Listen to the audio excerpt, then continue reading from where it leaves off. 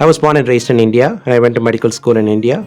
And right after that, I got into pediatrics because I like teamwork, I like taking care of sick children, and the ability to work as part of a team and still solve the problem the child came into the hospital. That is very fulfilling.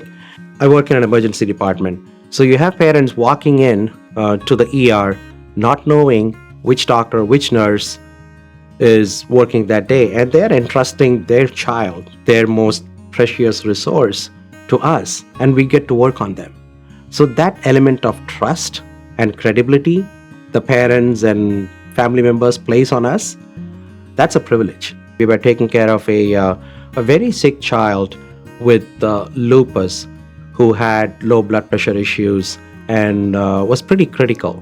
And again, as a team, we were able to resuscitate the child and bring her back to some sense of normalcy. And I'll never forget the dad who was standing by the 6-year-old's bedside, who has gone through a lot with this child. And he just held my hand and said, "Thank you for all you did." And it just took me aback because I was just doing my job. My team was just doing our job. But in the midst of all this sickness, the dad was not even looking at the child, but looking at us and thanking every single member of the team. So that is something which I still remember to this day, even though it was 15 years ago.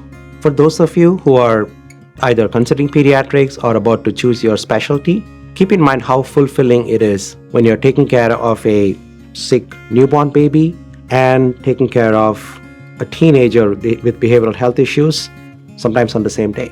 So that is a challenging part of getting into pediatrics.